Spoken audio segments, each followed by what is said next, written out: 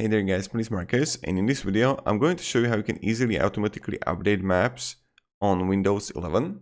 So what you want to do is pretty straightforward and pretty simple.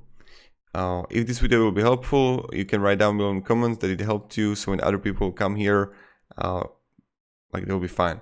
So first thing first, go on the bottom, click on the Windows, right click, and go to settings. Then just wait until it loads, click on applications, then click on offline maps,